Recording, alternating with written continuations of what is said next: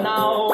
Kill 'em with the, kill 'em with the, kill 'em with the head side. Kill 'em with the no. Just make a boy know you're not blow. Head side. Kill 'em with the no. No boy ain't got no secret for your wow. Head side. Kill 'em with the no. Just make a boy know you're not blow. Head side. Kill 'em with the no. Tell them say Vegas say so. Me why you skin your teeth and make me see. If you're sure from your bones say you never tweet. You wanna freak, one man you keep. And him never yet complain, say you deep. You make your bow, you no answer to yo. One man a sample your chow. Knit up your bro, make a guy know. Say him be moving blow. And sing again, head side. Kill them with the no. Just make a boy know you're not blow. Head side. Kill them with the no. Make a boy know you wanna puppy show. Head side. Kill them with the no. Just make a boy know you're not blow. Head side. Kill them with the no. Tell them Vegas say so. Me want hear you scream. If your mouth clean, no man never rub your hint in no ice cream. You no smell green like Charlene. You will appreciate have a healthy hygiene. Some assuming while you keep blooming like a pretty little lily in the morning. You're not crawling, fresh as them darling. When you're rising, them keep falling. So sing again, head side. Kill them with the no. Just make a boy know you're not blow. Head side. Kill them with the no. No boy can't take a yuppie papi show. Head side. Kill them with the no. Just make a boy know you're not blow. Head side. Kill them with the no. Them not no secret for you. I sing again, head side. Kill them with the no. Just make a boy know you're not blow. Head side. Kill them with the no. No boy can't take a yuppie papi show. Head side. Kill them with the no. Just make a boy know you're not blow. Head side. Kill them with the no. Tell them Vegas say so. Me why you scream, rock out, wind up your body. Hanging at the air car, you wanna ray. One chip alone, can't duck from the bed. And a boy Mike, you no DJ. I sing again, head side. Kill them with the no. Just make a punk know you're not blow. Head side. Kill them with the no. No boy can't take a yuppie papi show. Head side. Kill them with the no. Just make a punk know you're not blow. Head side. Kill them with the no. Tell them Vegas say so. Me why you skin your teeth and make me see it. If you're sure from your bond, say you never tweet. You wanna freak and one man you keep. But him never yet complain, say you deep. You make your bow, you no answer to yo. One man a song to your chow. Knit up your eyebrow, make a boy know. Say him be moving blow. Head side, kill him with the no. Just make a boy know you're not blow. Head side, kill him with the no. Make a boy know you wanna puppy show. Head side, kill him with the no. Just make a boy know you're not blow. Head side, kill him with the no. Tell them Vegas say so. Good morning. How are we? I'm doing well. How are you doing? I'm doing good. Look at you. Okay, that's what we're doing today. Listen, we got a great show. We know what the topic is. And today's topic, for those who don't know and didn't see it, is not that. is these new age men. All right. What's up with it? I mean, I feel like the same can be said about new age women. It's just another culture shift. So I think we're in the middle of another culture shift, and that's why there's confusion. Confusion, you think? There's a better word than confusion. I'll have to think on it of a better word than confusion. A better word? A better word than confusion. But yeah, I think that it's just, particularly in first world nations, I know that's not politically correct anymore. I forgot what the politically correct term is. But for first world nations, most households cannot function on a single income. So women have to work. On top of that, women are more educated in more advanced nations. and that is going to directly and those two things I think are what directly impacts the changes in dating and in how men and women operate in society and interact with each other. Okay. Yeah. Guess what I think? What do you think? I think it's a culture shift, a dating shift, a age shift. I think that men are now having their putting their standards, above women's, to be honest. The men's standard is, listen here, they doing it. They like, no, I'm not just going to just give this away. I said, I heard that. But I feel like historically men have always had the opportunity to exercise their standards. They definitely had the opportunity. Yeah, all throughout history, men could choose which women they wish to pursue and or don't want. But that's how it went, right?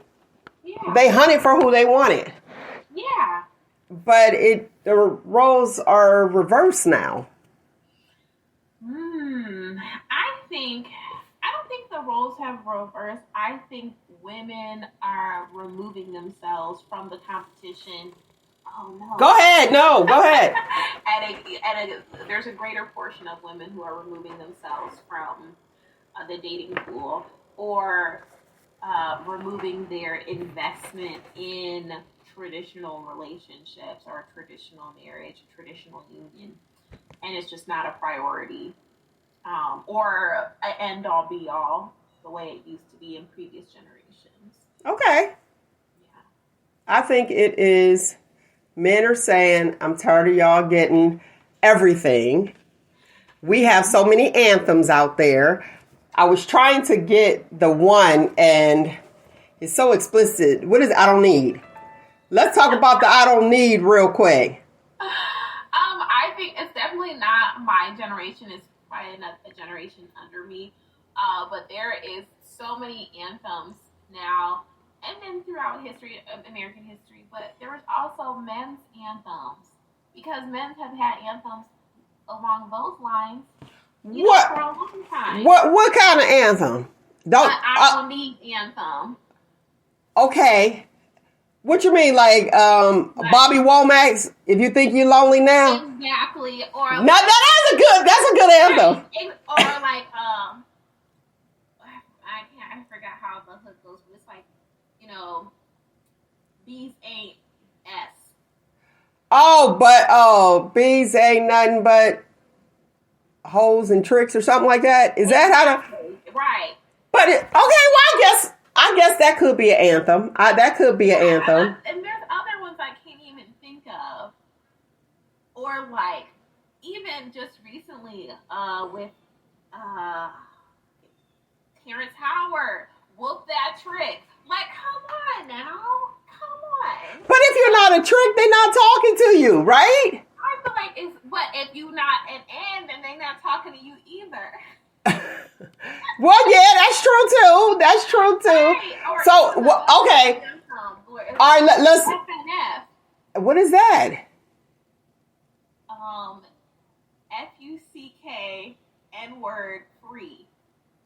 Well, I guess it could be an anthem. It could be, right. but watch this. But they're uplifting each other. That's what that is. They're uplifting each other. Where on like the female anthem, the I don't need, is they saying who they don't need and what they don't need. So they're actually talking about the guy. You know what I'm saying? There was one line where she was like, "You're sitting in the house crying because he cheated on you or left you. Come outside. I got a bottle." Well, that ain't good, but I guess that is. Look, is that what they doing now? I mean, that's okay. Just come on, girl. Come over. Let me lift you up. That man. Yeah. We're gonna dig a little deeper. Keep it locked. Right here, you're listening to Shop Talk with Mel.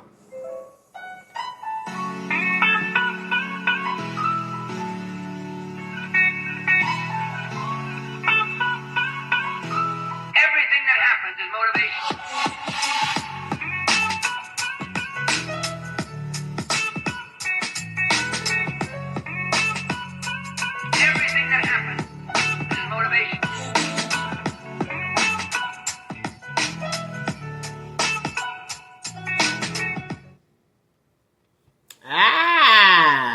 See, everything that happened is motivation. All right. I want to start off by saying thank you guys all who have donated and who will donate it. I truly, truly appreciate you guys a lot more than you know. And if you are interested in donating and don't know how, that information is below. And you could go to paypal.me/ShopTalkWithMel. So that's Shop Talk with Mel on PayPal, as well as Cash App is Shop Talk with Mel too. All right. Or at Shop Talk with Mel, however you say it. Y'all know what that is. Look, I'm like, you know. Money time, Shop Talk with Mel. There you go. Yeah, there you go. $. Yeah. That is it. All right. So the anthem. Who else is it to have an anthem? I mean, I feel like they all got anthems. They all got, at least, I feel like that's a part of like a decent album is at least one anthem. One female anthem. Yeah. Because I feel like all the greats have anthems. Even the ones that are coming out now that are gaining popularity have an anthem. The ones that are still not very well known have an anthem. Yeah. And that's how they get going. I think it depends. I think it's still the same thing from when I was a kid, which is like, it's still about like the beat and the rhythm. Oh, it's definitely about that. Exactly. Because we could also, if we want to get into from my perspective, the problematic component of it, like Pound Town, like it's like, ugh. But that's a phrase, right? No, it's a song. Well, is it a song? It's a song, and it's a terrible song. It's another anthem, and it's to me the issue with the song is the lyrics. It's horrible. Like, okay. As far as like from a technical standpoint, like. Okay, let's play this clip. I have to play this clip. Okay. And here we go. Are you ready? I am ready, yes, ma'am. She is ready. I'm about to get this going. Y'all know it's just me up in this mug. Trying to make... Oh, wait. I think I can get it. I hope. I'm about to do all this. Sorry, y'all. All right, let's see if I can get it now. With that being said, let me start. Wait. I wanted to start all over. Come on. Oh, God. Wait, I'm trying to get this thing. Let it play and then start all over. Okay. Because I'm like, I can't even get this thing going. I should be having like some headphones on. I think I started too early. But this is adult conversation. Let me put that out there real quick. Yeah, but this is for 18 and up. Girl, the people be having sex like real early. But this, what is it? I don't even know. Monitor for quality assurance purposes and all that other stuff that go along with that. But I'm gonna start this over. Adult conversation, like I said, and I'll be going live this year. So December, we gonna do it. We gonna have a good time. All right. And here we go. Thanks for bearing with me, lovely people. If you can't handle it, don't do it. Mute it. Right. Nope. With that being said, it ain't just you giving to me, beloved. I done broke that down every time you came over here. No, this not toxic. If it's what you giving to me and I'm giving good back, then that just equaled out that part of the transaction. So if you down bad, because my thing is this, y'all got a whole song that the DJ can drop the beat on, and y'all say in unison that broke boys don't deserve no. Beloved, right. If you over there struggling, done fell behind on your bills, I'm taking my dick and I'm going home. Okay, I ain't mad at him. I am not mad at him for that. But how do we get to this place where he feel like he could just do that? I thought that the females was the catch. I mean, they've been saying that for a while now, that they're the prize. So, but how long is a while? Let's be realistic here. A few years. 5 and 10 years. Yeah, so that's what I'm saying.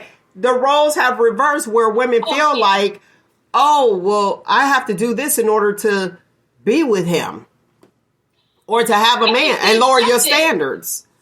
Yeah, I mean, that's if she, a relationship is two people. So if the woman's accepting of that, that's on her. And it is not all men. And I definitely think that men are the prize in the sense that they're a human being, and human beings have something to contribute, and they should be valued, and their humanity and decency should be acknowledged and celebrated. So just the humanity of men, but that doesn't apply to just men. That's all human beings, children, to me, even animals. So that's just like basic decency. But as far as romantic union,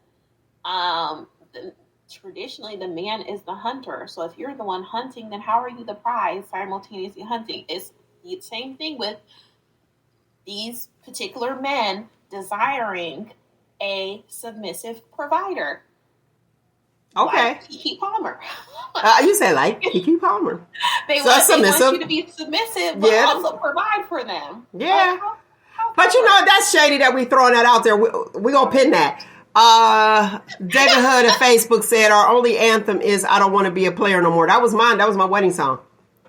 Oh, for me, International Players Anthem. So that was yours. Okay. Go ahead. You want to read the next comment? So Nathan W. of YouTube said, "First of all, ladies, you guys are looking amazing, and the men's anthems are talking to that specific type of woman. It only applies to those it applies to." See, and that's what I think. But go ahead. What you got? I have to disagree with that. But thank you for watching the show and taking time to comment and joining the conversation. I feel like just the same way we can say, well, if you're not an N-word, then then the anthem is not talking about you. It's still, there is a blanket application. And if we can acknowledge that a lot of these anthems are speaking to an entire gender, then it goes both ways. So we can get into the weeds of like, okay, well, it's not talking about this specific person. If they don't apply, let it fly. We should also be able to talk about how, even if it doesn't apply, it has impact. And it's especially the Black community, how these words, these messages are impacting the general interaction between Black women and Black men. And I definitely think the music and the messaging behind the music is contributing to that. Well, it definitely is. It's contributing to record sales. You know, let's keep it 100. That's what it's contributing to, the record sales.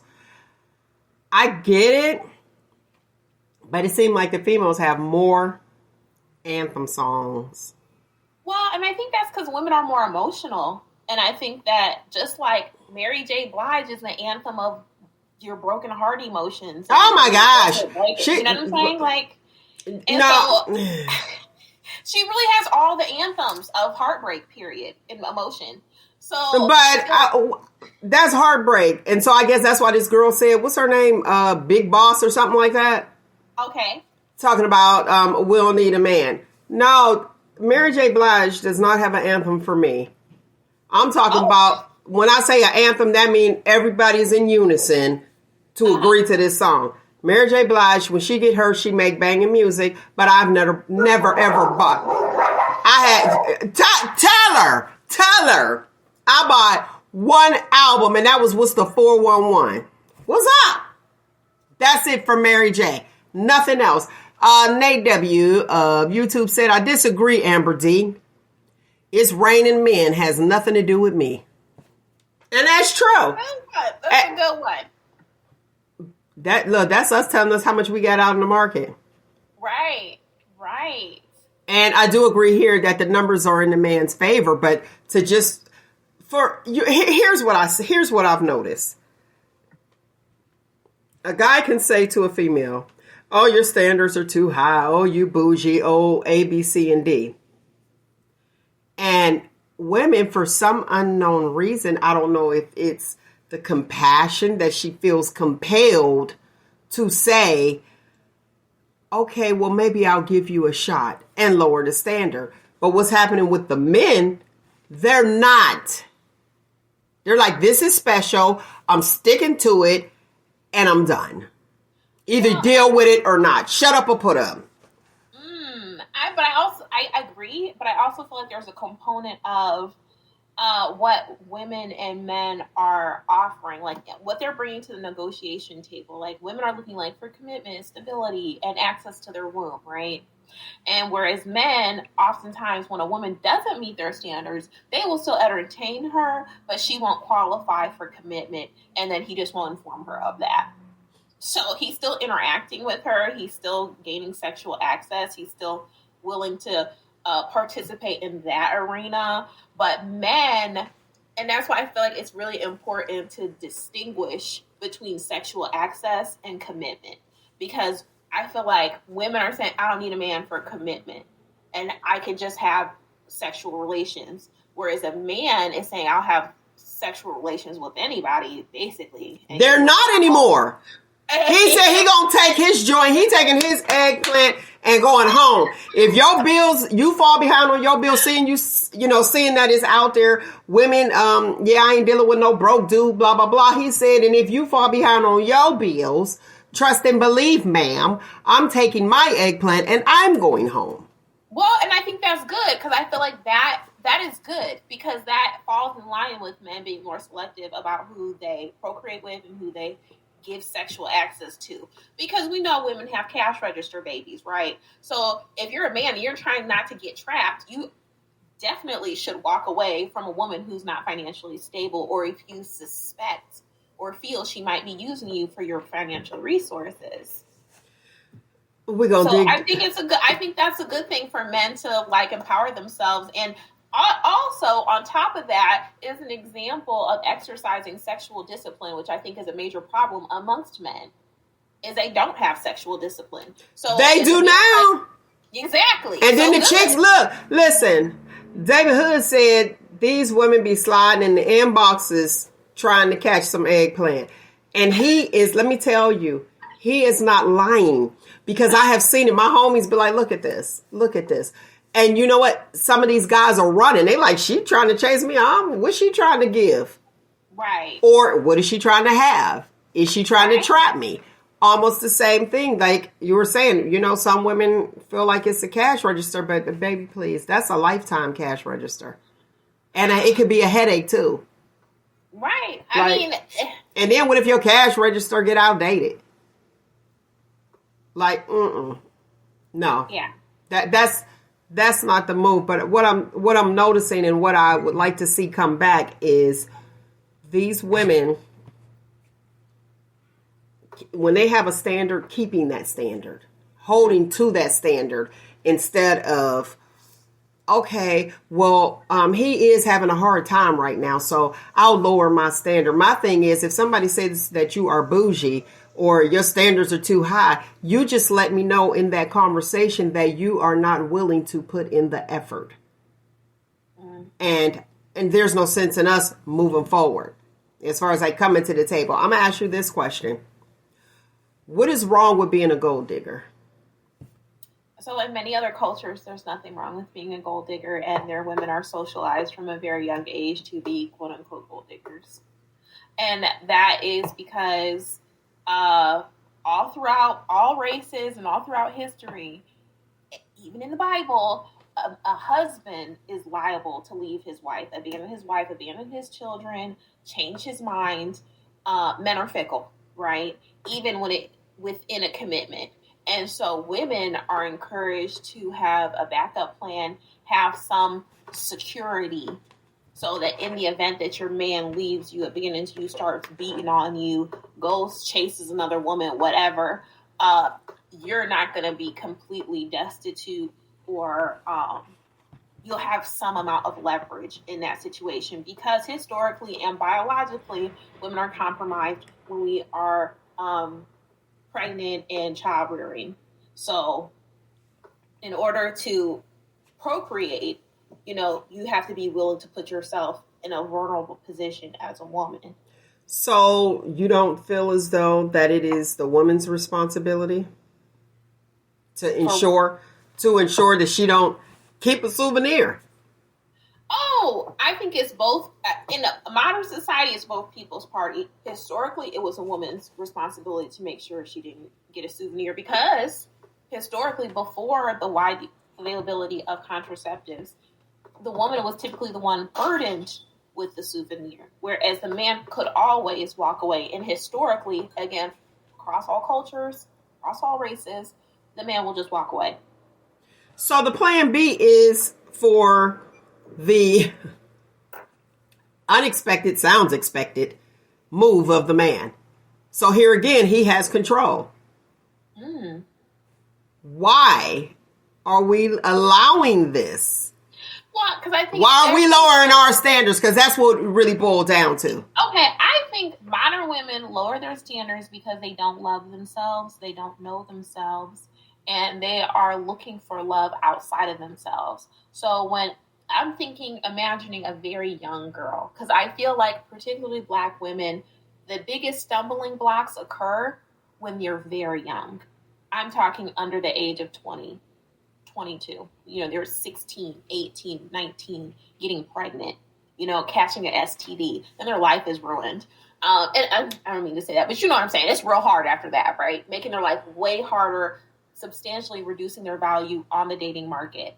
So very, very young Black woman, young lady, I feel like it's a combination of lack of guidance, lack of example, lack of self-love and self-worth, lack of investing in yourself to figure out who you are and what you want, because you're projecting your need for love outwardly instead of inwardly.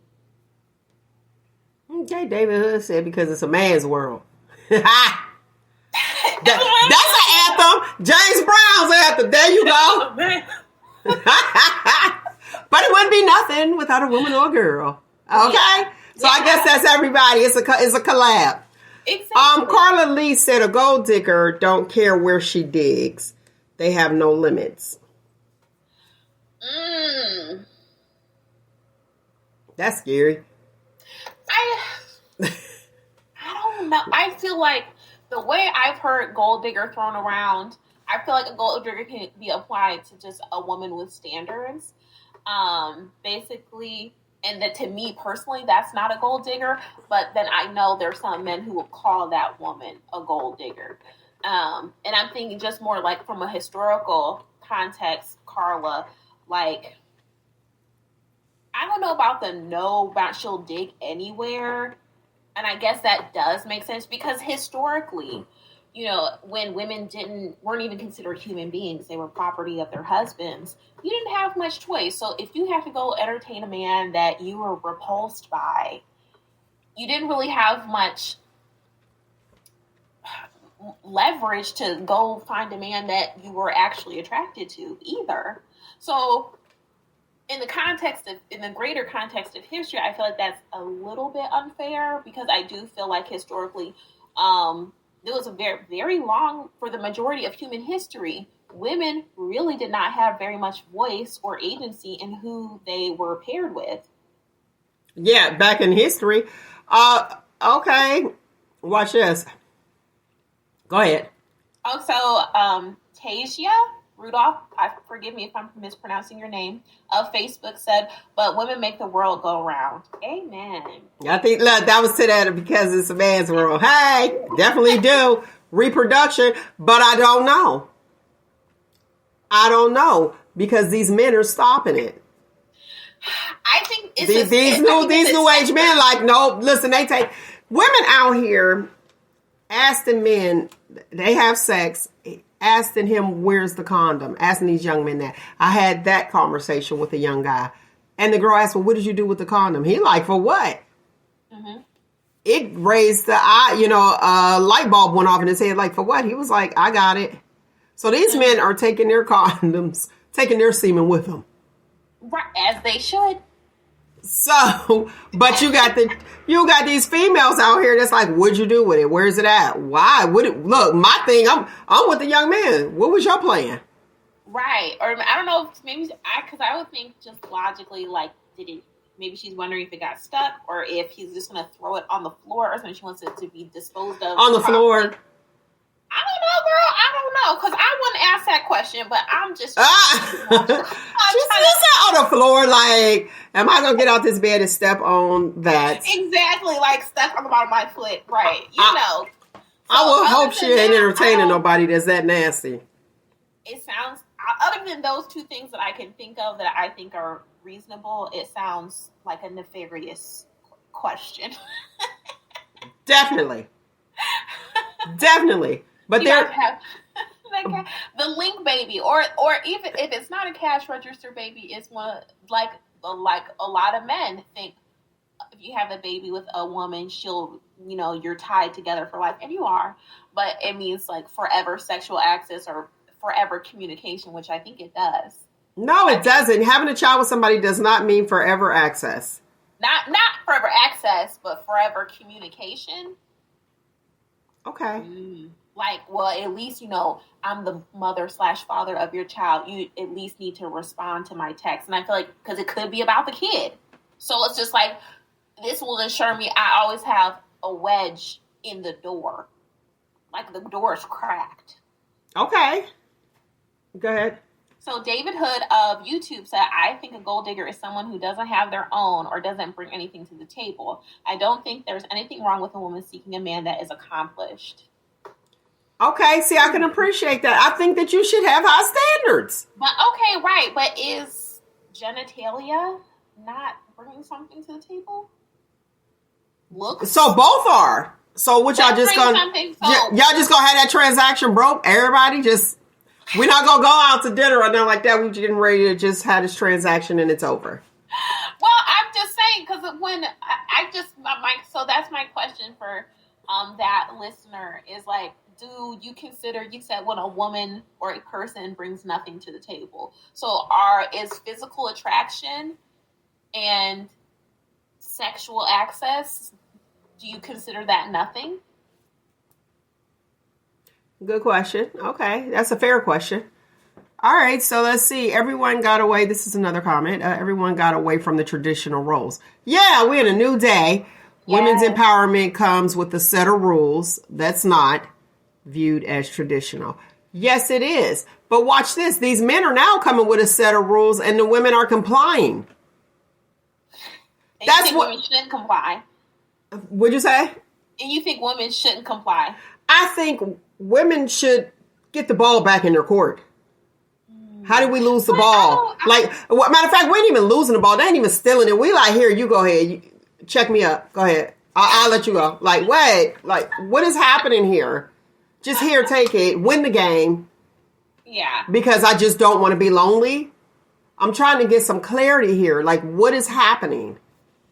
I think that women are becoming more independent, but not just, I feel like it started with financial independence, but women were still quite emotionally invested and attached to men. And there's like the status that a relationship brings in society. So then the next step of that was becoming independent, like removing that attachment.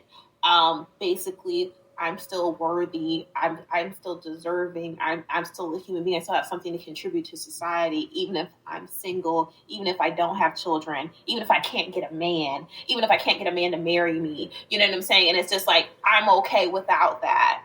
So I think in American history, it started out with employment and finances, and now we're shifting into the emotional independence of women. Well, you want it all, and you know what that old adage, no romance without finance. So that's been going on for history.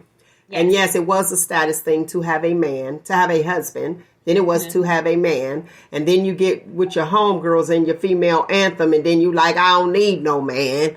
And then you leave your husband and you with her over there, both y'all sad and broke and listen to Mary J. Blige albums. Is that what's happening? I don't know. I feel like, man, if you listening to Mary J. Blige, you down bad. Real talk, you down bad. You don't stop listening to Mary J. Okay, and call your pastor. Okay, you need, because I feel like that song is, I mean, and then she has multiple songs. Depressing songs. Go lay down. I'm just gonna lay down, drink this wine, and listen to Mary J. Right. That you are what's happening here. Well, maybe that's why the guys. But then you have the complainer. So maybe Right. that's why a lot of guys are like, no, I'm not doing that. I didn't saw that. Or maybe, with the new age guys, maybe they saw their parents, their mom do something. And if they were raised by single mothers, they're like, no, I'm the prize here. Because guess what? You're not going to sit here. Maybe their mother, air quotes for the listening audience, was a gold digger. And they like, it ain't happening to me. You know what I mean? It's like, no, this is what we're going to do. I'm going to get something out of this because Mr. Charles or Uncle Charles or whoever, I remember he used to come over to the house and my mother used to be talking about him like a dog every time he left. But she got paid and we went to the amusement park. You know what I'm saying? But like, I'm not going to be that guy. Most people learn from what they see. You know what I mean? I feel like that the other half of that, as far as these men coming out of single mother households, is that they're only around their mother, so they're really Go ahead, go. You in the middle of talking, just go. They really have a feminine mindset. Okay. And so they approach dating in a more feminine energy. I feel like that's part of it. Now, that could be good. That could be good. Look at you flag your dog like, I'm out here. Nate W. of YouTube said, women are raised not to need a man. So can it be said that they're raised wrong? I wanted to say that for when you completed it. I'm not going to say they're raised wrong because I think you have to understand ideals. And ideally, you want to be in union. Ideally, you want a partner that you can count on, that you can build together. That's an ideal. That does not equate to reality. Mm-hmm. Because the reality is that sometimes, and depending on your socioeconomic, demographics, location, all that background, it can be oftentimes, but we'll just go with sometimes, you won't have a man. And so you won't be in partnership. Okay, so what do? Die? Live on the streets? No, you need to have an awareness and an ability to function, thrive. And I want to go ahead and say, be happy, even if you don't get to being in union with a man. So to me, the problem with the statement is the word need. Is that I don't need a man. No, you don't need a man. Personally, I need Jesus. Okay. But do I need a man? No, would I like a man? Is a man ideal? Is that an ideal situation? Absolutely. But need? I disagree with that. Because it's important. It's just as far as being a responsible parent. You have to teach your child how to function and thrive in the real world and prepare them for multiple outcomes. No one has a set track in life, and you're deaf if you just want a man. And if you wear a skirt, keep your legs closed, you're going to get one. And that's all you need to wear. Like, that's not life. I think it is our responsibility as parents to prepare our children for multiple situations and multiple outcomes. And we're going to hope and steer them towards the best outcome, but still prepare them for the less than desirable outcomes as well. Okay. Okay. I hear you. Look, I'm like, I hear you. I think that the women need to be able to be self-sufficient and take care of themselves. That's one. I think the men need to be self-sufficient and take care of themselves. But here again, we're going back to the women being gold diggers, but men are being gold diggers. And to the same, we just spoke to it. What did it say? It said it clear. These people want submissive providers. And then telling you what they ain't gonna do. That's where my problem is at. And we are allowing it. Oh, sure, I'll be submissive to you. I'll pay everything. I'll do whatever you need to do. What do you mean you going home? You going back to your mother's house? What? And now your heart broke listening to Amber D. say she brought up Mary J. Like, come on. Well, I wanted to add, we need to raise women to be self-sufficient in the event that they don't partner, right? But I think, and we also need to raise men to be self-sufficient but also raise men to understand that if you desire to have children, if you desire to have a woman, you need to understand that means, particularly a child, that means that costs money. And if you're not able to care for yourself in addition to others, you don't need to be. Then children and a wife are not for you. Okay, go. You want to go to the comment? So Carla Lee of Facebook said, my granddaughter, 24 years old, at a party playing Luther Vandross, Barry White. I don't know if she's in love or lonely. She walked me down. I'm telling you, man, that be some real stuff. That be some real stuff. Yeah, it's like you sound bad if you listening to some songs. Like at a party.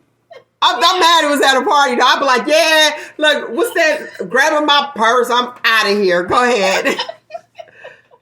So Jay Glove of Facebook said, the things you're discussing are literally the wages of sin.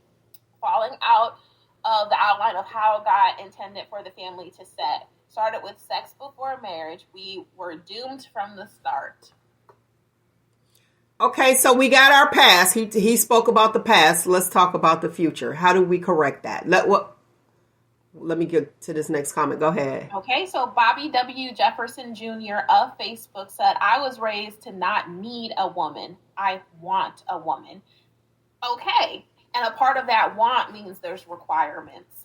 And so I think that, and as the previous commenter, thank you for commenting and participating in the conversation. I think a part of that is women closing their legs and men zipping up their pants. So men being like, I'm not going to give this woman who's a mess sexual access. She's not going to get the eggplant. That's right. Yes. Be more selective. So what does she have to do to get it? She needs to be independent. She needs to be self-sufficient. She needs to be able to pay her own bills. But the exact same thing is true for men. In addition, because if men want to be the leaders and they want submission, you have to lead to get submission. You don't get submission by just asking for it. You need to demonstrate that you're worthy of it. And then if the woman is still not submitting, then she's the problem. It's time for you to move on. Is she the problem, or maybe she's just not into him? Because women become submissive if they're really into the guy. If she sees the masculinity. Oh, in her eyes. Her eyes. This goes back to women are individuals. Not every woman's going to value the same qualities in a man. That's why one woman will sit here and fawn and chase after a man and think he's God's gift. And another woman is like, listen, if I can get a free meal out of him, I guess I'll take it, but I could really care less. So... and I feel like that is something that men need to address, is acknowledging that women are individuals, and what worked with one might not work with another. What one woman values in a man, another woman may not care about said item. So making sure your ideals are in alignment and complement each other. Okay. But yeah, I'm all for men zipping up their pants. I totally support it. Okay. I got you. And I feel like historically a part of the problem was expecting women to close their legs, but saying it's okay for young men to sit here and go stick their thingy in any wet hole available because they're just boys and they're sowing their wild oats. No, as the previous commenter said, you're stepping away from God. And that's outside of the original design of things. Okay, what about those who aren't, since everybody's so spiritual now, because they're moving away from, they'd be like, what's your religion? I'm not religious, I'm spiritual. And I think that's from church hurt. But it's like, okay, I love God, but I just don't love y'all. You know what I mean? So with that being said, what if they don't have that same upbringing as the previous commenter? Well, it's like, wait a minute, or they weren't exposed to it, because a lot of people aren't believers. Mm-hmm. You know what I mean? So it's like, okay, that's the traditional way. I'm changed, I move, I'm woke, or whatever y'all got. Throw yours in there, whichever one.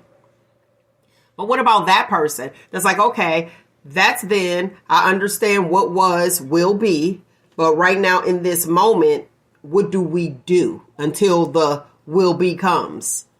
Give me answers today. I think that if you're a person who wasn't raised in the church, you're not religious, or maybe you're spiritual, I think you can learn from yourself, learn from your own experiences. Take a moment to self-reflect and say, okay, I had this experience with this person. I felt these emotions, and then XYZ happened during that connection. And this is how I felt after that connection ended. And just looking at yourself, you can figure out what matters to you and what triggered you, what upset you, what needs you had that weren't ever met.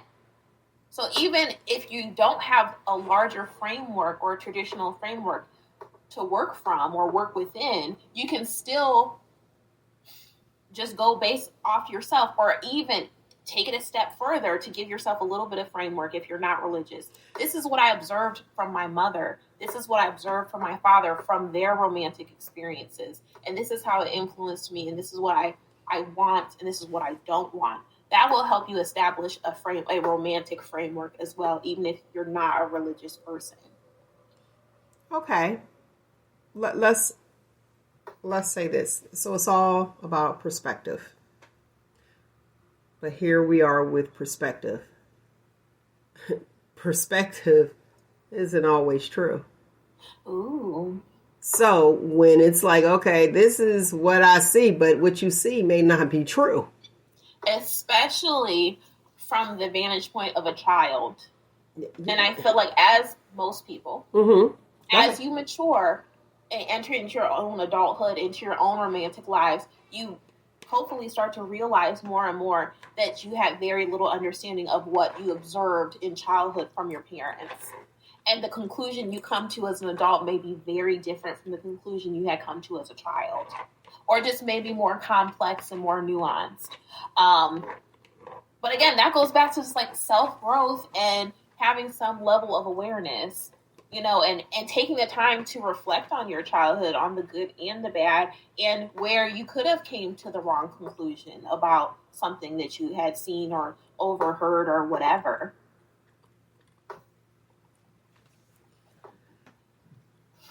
I'm glad these guys are setting the standard for themselves. Absolutely. That's what I'm saying. I'm glad that they're setting the standard for themselves and saying, my body is precious. I'm not just getting ready to get this to you, because real talk is usually the guy that got to put in all the work. But I heard that these chicks is really putting in the work and these guys is getting real lazy. Okay. Okay, because you had asked me earlier what was popping. And I don't know if you heard about, I don't even know what the name of their podcast is, but they got booted off Twitter because there's two white men was talking about how they were too scared to approach black women because they did say some black women are, you know, they don't think they could satisfy, and they're so sexual and they will F you back. But isn't that what the people want? Well, to me, or what they call it, vanilla. Isn't that being vanilla when you don't? Well, no, I don't even think that's it. I think so. People were saying, okay, this is racism covered by insecurity and self-deprecation, but the root of it is racist. There was a lot of people commenting saying they were offended, and they got the boot off of the platform, basically. And I guess it's a pretty large podcast. And when I first listened to it, all I heard was insecurity. And I'm like... Yeah, see, that's what, from what you shared, that's what I got. And you just told me that white girls don't. Exactly. And so I'm like, if I was a white girl, I would be offended. Like, excuse me, I move. And why is that weird? Like, how is that so aggressive?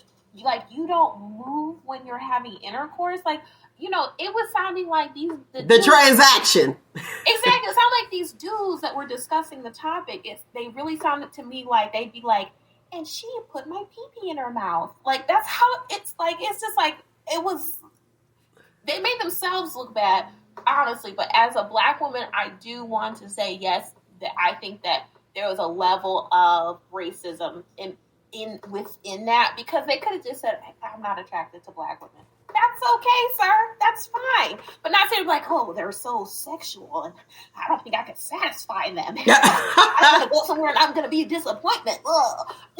Right. I'm like, just, hey, there you go. Bye, see you. But hey, they spoke their truth. Their perception. That was their perception. Exactly. There you go. Carla Lee, Facebook says, so what does being spiritual mean? Carla Lee, darling, let me tell you. I can just give you my perspective, my perception of it, but I'm not. What I'm going to do is I'm going to ask that you go visit Unpolitically Correct, where Pastor Todd and Pastor Jeff had their podcast, which is amazing. There are some pastors, they can give you the right answer. And I'm using air quotes for the listening audience. I kind of, I'll talk about it all, but I don't want to educate you on something I don't really know all about. You know what I mean? I don't want to miss God. Nobody when it comes to God. Right. Let me lead you in the right direction. Okay. Well, I mean, I can give one definition. Go ahead. Okay, so the Royal College of Psychiatrists.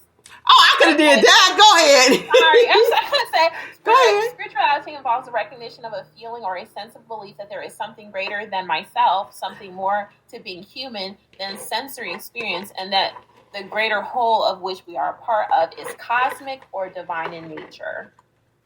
So just more of a general feeling of a higher power, but not necessarily clearly defined the way it is in organized religion, is what I got from that. Good one. The definition, actual definition. But I like our people to go in and I had to shout my people out too at the same time. And they could just give it to you plain, especially us as a culture and our upbringing. And a lot of people, you know, when we're brought up, like you were talking about, how they perceive things to be, talking about the new age men. And I was speaking on how they probably saw their aunts, parents, you know, their moms saying, okay, and using Mr. Charles. That was my example, air quotes. Like, I will never be Mr. Charles. Watch this. They're going to have to work for this, D. You know what I'm saying? But you don't know. Now, you said experiences, talking about their experiences. A lot of people, these new age guys, they don't really have experiences. And their experiences is actually what they visualize. But yes, I feel like that. And it's something that's happening with women, but not as much. Even with the increase in loneliness in American society with like the digital age, women are doing better than men with a loneliness. And as far as dating, and more women are just not dating because they don't want to, whereas men, there was a whole article about it, men are dating because they don't have options. And so a lot of their experience romantic, but particularly sexually, is just through like pornography. So it's like they have ideas through outside sources like pornography, like podcasts. You know, they're giving these messages and telling them what to do, right? But they're not having their own actual real life experiences with women. And I feel like that's definitely a major part of the problem. Like they're sitting at home on their computers in a basement and not actually interacting with real life breathing women. And they're just going off what some person... Not the balloon. Not the balloon, not the mannequin, not the Jeffrey Dahmer mannequin. We're not talking about that, right? The silicone versions. What are we doing here? What are we talking about? And so I feel like men who have a healthy balance between like male, and that's another thing, the whole like bros over hoes movement, and like where men. Now that's an anthem, but they be going to find, they go find a female, but like they be like, where you at? Oh, I'm going to the gym. They be over some broad's house. Stop.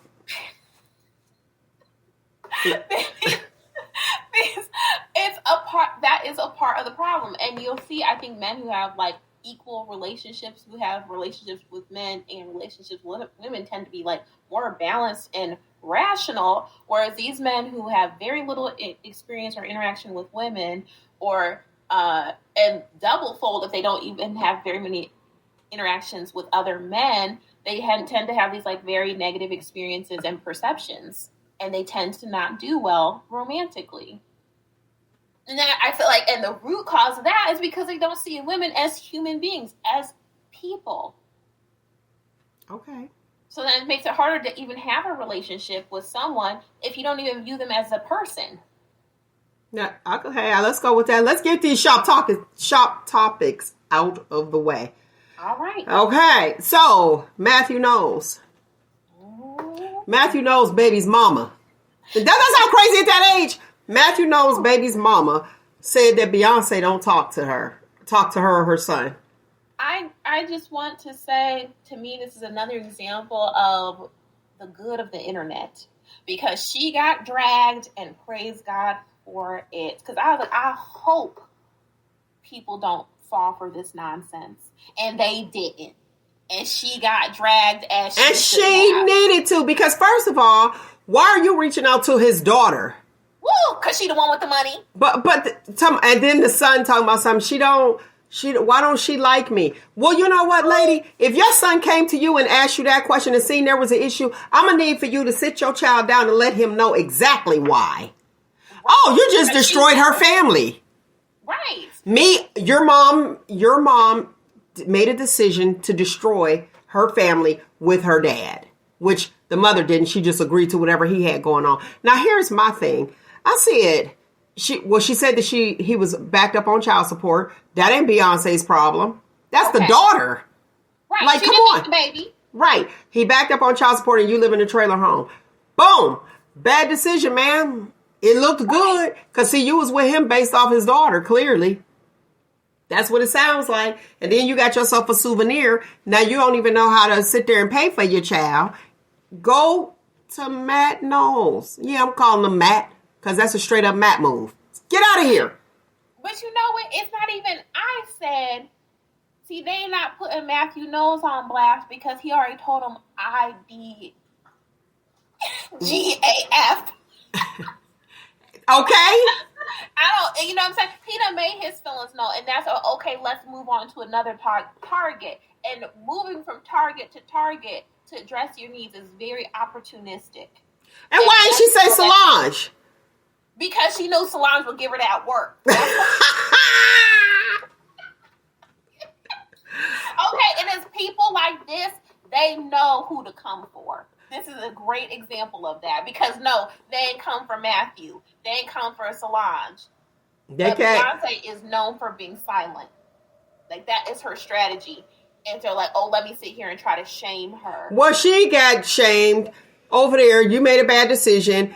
And you didn't slept with this man, had the souvenir. Now you stuck in a trailer park and he back on child support. Figure that out. Hurry up. Maybe you'll get something because he owed us all get out. But Matt knows if you listening to Shop Talk with Mel, what you should have done was took note from Joe Jackson. Because Joe Jackson had that child around the corner. I mean, well, she even around the corner. It was like down the street. Her mother and herself, they kept it quiet. When he visited, we just found out about this young lady. Like, to be honest with you, like really out. Matt, you should have got some info from Joe Jackson before he departed this earth. If you're gonna be that dude, for real, if you're gonna be that dude, you need to talk to some people that done it and how they control their women. And I feel like, well, I hate to use the word control, but I feel like men, particularly American men, need to be honest if they desire to have a polygamous relationship. Be transparent. Be honest if you're desiring polygamy. I'm gonna say control. The issue is that they know that the women that they desire won't agree to it. So then they can't be honest. And that's why there's all this deception and, your side chick got to be in check. He got to be able to control that side chick. So I'm going to use the word control. If you're going to have a side chick, you got to make sure she in check. But I don't think you should have a side chick. I think everybody. Of course we don't think you should have a side chick, but it's the world and it's going round. So it does happen. And that's why I could write the book, How the Wife Becomes the Other Woman. Available on Barnes & Noble, Amazon, and Balboa Press. Go ahead and pick that up. $9.99. It's reasonable paperback. Mm-hmm. Go ahead. Help your girl out. But that's how these things come. And it's like, this is not new. Back in the day, how many families? Whole bunch of families. But guess what? Those families just, boom, he went over there, did what they did. I don't know what they had. I don't know if they had a meeting and was like, okay, this is the family. Just don't bring that over here or bring it over here. And it's okay for you to have two families. Because a lot of people will sit at the table and say, all right, well, I don't like you anyway, but whatever. Okay, but you ain't leaving because you're going to pay these bills. You're going to handle this over here. Mm-hmm. So if they are in agreement, then fine. But don't sound like this chick was in agreement, And he was probably telling her all kinds of pillow talk. I'm going to leave her. And what we think of blah, blah, blah, blah, blah, blah, blah. So, and I just feel like if you want to do, because polygamy is not anything new. Again, if you want to do it, go on ahead and do it. But be honest, have integrity with it. It's called ethical non-monogamy. Where okay. In lay terms, don't cheat. And if you're a man and you need to have multiple women, be honest about that, and you will find women who will agree to it. They're into it. All right, let's move on. Keke Palmer goes to social media about her boyfriend. What's your thoughts? I called it. That's why. You did. You definitely did. That's what. What's your thoughts? Go ahead. I just wish them the best. Wish the baby's gonna be fine. People are trying to project, in my opinion. Oh, the poor child. Oh, the baby. And it's like, and I read a comment. I said, thank you. That's a nepo baby, a second generation nepo.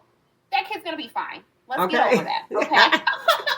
That is a nepotism baby. That baby will be just fine. And I did see the interview where Keke talks about how she was really big on keeping her relationships private. And that was like one of her hard rules. Like, she does not like her business in the tabloids and the details of her relationship. So she knew they were going to dig when she came like she came. Well, he put it out. Well, no, she had the baby. If she had not had that child, it wouldn't have been a big deal. Meaning, people wouldn't have been like, oh, okay, what about the boyfriend? Then, the people start digging.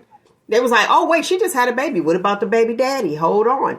And then they tried to slander him and say all that he wasn't. These people don't know. Listen, people, y'all better stay true to who you are and know you.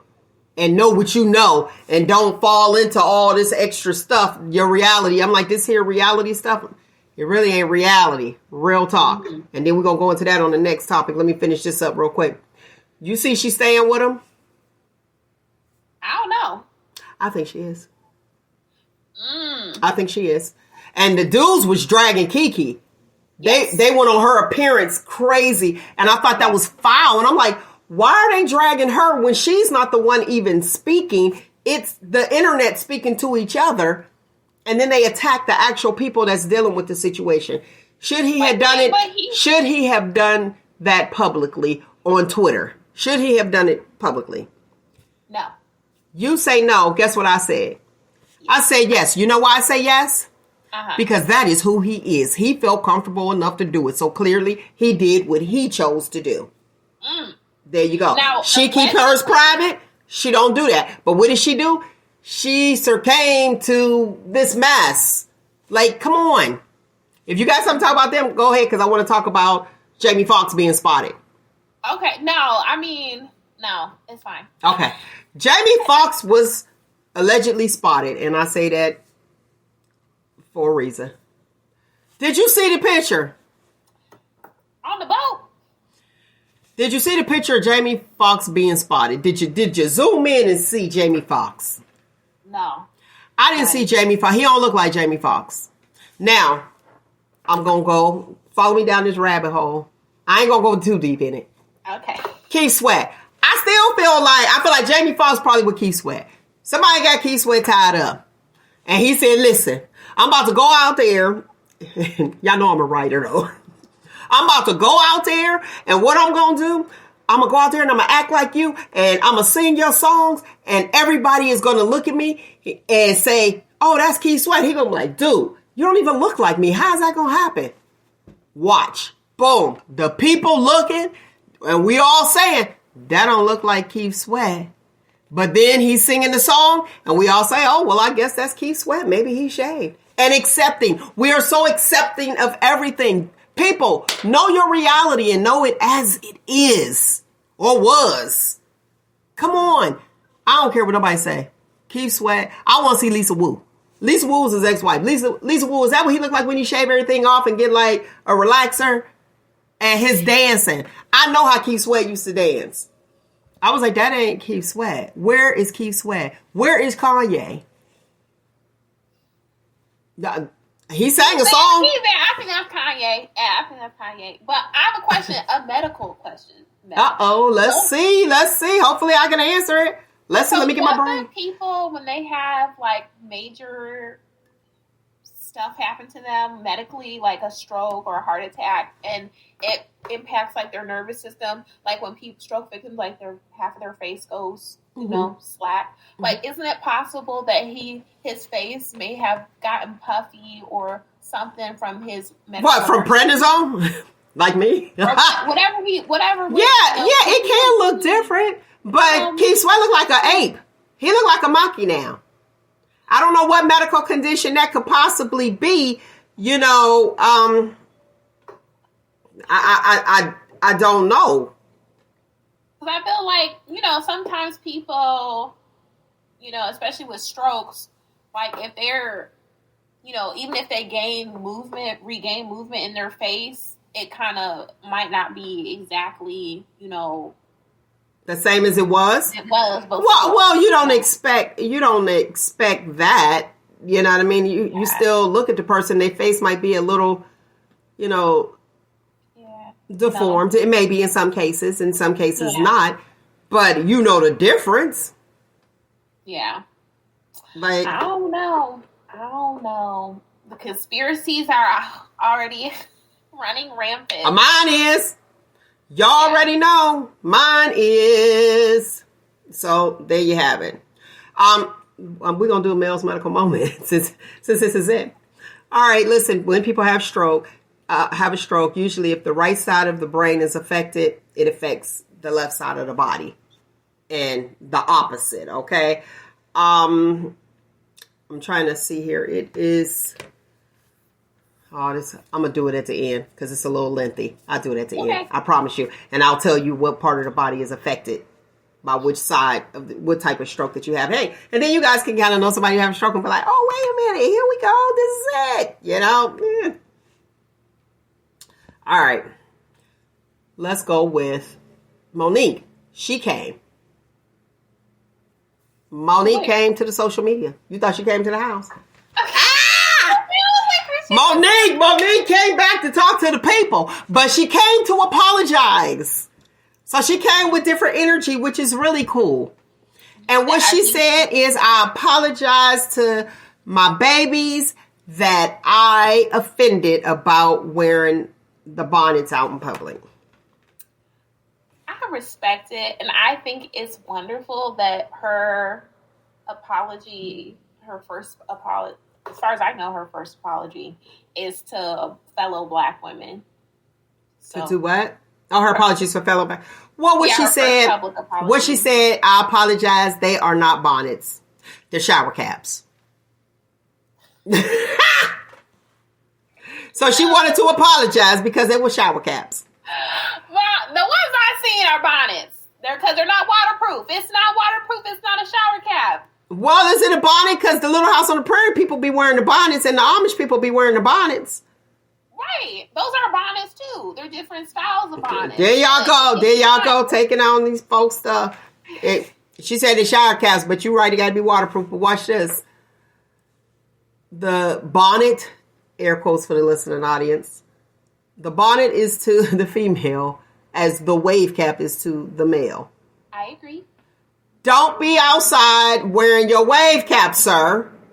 It's definitely sending a message. Yeah, it's sending lazy to me. Or I do have this question, even with the bonnet, seeing them out in public. Who you saving your hairstyle for? Somebody very special. Look, the public ain't special. Oh, man, I got my hair done. Bum, y'all can't see this. I'm going to take it out. When? Right. And I feel like, but you know what? I understand both sides because I don't wear a bonnet out in public unless I'm going, you know, since something very special is happening and I want my hair to be like as fresh as possible. Cause wait, whoa! You said you wear your, what you just say? You wear your bonnet outside? Bonnet outside? Yeah. Oh. But that's like once a year. That's like to a wedding or something. Oh, honey, maybe you shouldn't go outside. How about don't go outside with your bonnet on? Usually you gotta run and pick something up. It's usually just to go pick something up. But if you just walk around your daily life, like, no, I don't do that. But because I feel like I've been places where I'm just like, look at these people. I'm supposed to care about how I look in front of these folks. You're supposed to care about how you look for yourself. I mean, yeah, but and that's not going to be, for me, that's not 24/7. So I get it. But, like, on the flip side. Carla Lee said, no, Amber D. I'm sorry, Carla. I'm sorry. Okay. Ah! No! Oh! Hey, I mean, you know, I'll take it off most of the time, but you know, I'm definitely most of the time. Listen, when you that's what you sleep. That's privilege. That's a privileged look. We are taking privileged looks out in public. Wearing your pajamas out in public. That's privileged. If you see me like that, oh, we real close. If you see me with a bonnet on, we real close. Yeah. Like, I'm in my home with that. No, y'all don't get to see that. Nope, not happening. And then everybody, go ahead, do your thing. No, you just run into the store. Yeah, okay. How did I allow you to talk me into going? Oh, we got Brittany X. Let's see what Brittany X said. Hold on here. There you go, Amber D. Bonnets in public gives PJ energy. Yes, definitely. And you, I'm glad you spoke your truth. You was like, who are these people I'm dressing up for? You dressing up for yourself. Every moment is an opportunity. Listen, every moment is an opportunity, and every person that you meet is an interview. I know you probably don't want to hear it, but it is the truth. Stay ready so you ain't got to get ready. True. I'm not saying I go out in public all the time with bonnets, y'all. Dang. One time. I'm just saying it's not that I've never not done that. But I appreciate your honesty. But I got to give it to you like I'm going to give it to anybody else. When I see him, I'll be like, airport. I understand you don't want to mess your hair up, but the bonnet, like, I'm okay with a scarf. Tie one of them, whoop it up, do what you do. A turban. Yeah. One of them Nick Cannon airport. To me, an airport is very different than like Walmart or the dollar store. You know, there's a lot of different people. There's different socioeconomic classes of people at an airport. I got a problem with that statement. Store? Come on now. You might see me at the dollar store. You can't. I don't get that much. I can't get that. No, bro. No, that's crazy. Nah, bro. That's crazy. That's why dudes holding back the eggplant. They like, nah, listen, I can't even get a good look. Like, I can't get no lip gloss. You know what? You get that look when you take me out on a date, sir. But how you know what the date gonna look like? As I stated, look, as I stated, lovely people, when you go out in public, every person you meet is an interview. Every person you meet is an interview. Every person that you walk past, watch this. I know you're gonna be like, here we go. Every person, even in passing, when you look at that person, that's an interview. Tell me it's not. I agree. You look, boom. This is how you know. You in a restaurant. Boom, somebody walk in. Interview. They look crazy. You be like, let's go. Yeah. Boom. Come on. Yeah, but that to me, it's just, you know what I'm saying? It's not like all the time. I'm just saying, like, in my life, I have.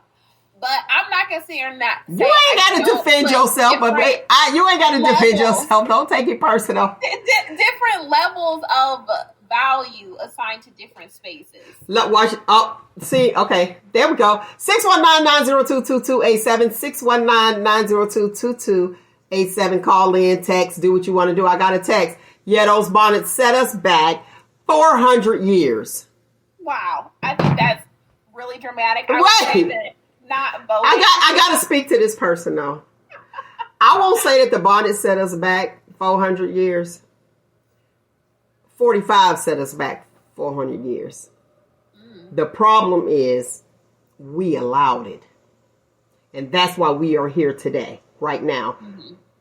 Because he's doing it. Make America great again. 400 years back, that was their grade. And we are allowing it. Just sitting back like, boom. Nuh-uh. Look at the Karens. That's why the Karen feel like she can Karen. I agree. I hate to get deep. I understand where you was going with that, but I gotta bring the truth. I gotta bring the truth. So that's what we need to do. And we women need to take our pride in our boxes.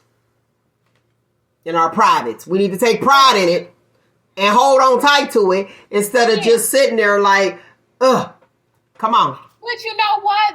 That's something historically, yes, women have had to take pride in their boxes and protect their boxes. And the new thing is men starting to take pride in their eggplants. And I can appreciate that. I can. I think it's a good thing. It's a good thing because I know like what I'm noticing with the younger generation is that they'll say, I'm not trying to have children. So they're big on contraceptives and who they deal with and who they lay down with. When I sit around like, my nephews and my son and I listen to them, I be ear hustling. I like to see that they choose wisely. And even if it's somebody that they might be dating, they'll be like, no. Oh, you gonna marry her? No, you'll date her, but she's not clean enough. Like her home is not clean enough. Or, they're looking for certain characteristics that they want in a wife. And I'm able to actually hear a man's perspective on certain things. I was like, that's pretty cool. Okay. You like what you like. And no, I'm not trying to have children right now. I'm trying to do what I'm trying to do. And this is what they get. Oh, you selfish. Now, you remember it was a time when it was like, oh, they're out there having all these babies and blah, blah, blah, blah. But now, the young and the females, too, the younger generation is like, no, I'm not about to have a baby. I'm trying to live my best life. And they understand the responsibility that comes with it. And then you have the older people that are saying, oh, you're selfish. Well, it sounds like the older people are selfish because you want to be a grandparent so bad. Stop. Yeah, well, I thought you meant the girl that he was rejecting was saying you're selfish. Oh, no. Just other people.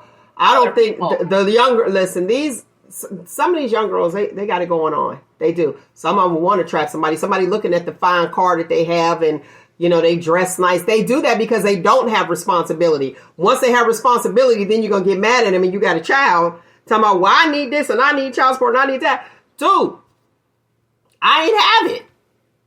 I can't, look, this is what I have. Now I no longer have this. Now you don't want to be submissive to me because I don't have these things and I look like a bum to you and you want to call me a bum. Come on, we can't have it both ways. We gotta, we gotta figure out what do we want. Either we hot or cold. We can't be lukewarm. Let it do what it do and enjoy life. That's what I'm saying. I want to do these Q-tips. All right. Now, I think we talked about it, but I'm not for sure. As far as like polite habits, I want to break them down because this was a request. When you host a party. Okay. Do you like people arriving early? No. I think that's pretty universal. Because I read an article about that. And the people polite habits people don't actually like. Oh, okay. So, you read the article too? So I was sitting there arriving early. Okay. Carla Lee said no. All right. Yeah. Because when you're hosting, usually you're stressed out and there's always at least a few last minute things you need to take care of. And then you got someone giving, even if they're very polite, even if they offer to be helpful, it applies pressure to you as the host. And it's like, no, I needed that last 30 minutes to polish off a few things, How about don't open the door? Close the hall, be like, closed. Sit in your car and wait. You came 30 minutes, read a book, 30, do something like that. Scroll on your phone for 30. Go to the Facebook. We know that works. And most times when people arrive early, they insist on helping. I think that you should actually call if you feel like, hey, do you need something? I'm out, blah, blah, blah, blah, and go from there. All right. Waiting to be the first person in line to eat when you come and you say, hey, come in line. Come on there. Y'all can eat. Do you ever have people that's just sitting there waiting and everybody looking at each other?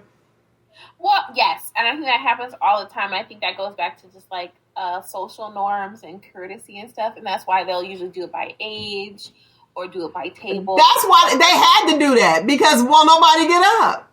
Well, or everyone bombards it and then the line is like way too long. It's like, well, you might as well sit down until the line gets shorter. So I think it's a part of hosting to instruct who can go to the table. Okay. How about filling up? Like, I'm talking about filling up, cleaning up. After the party? After the party. Are you okay with your guests cleaning up after the party?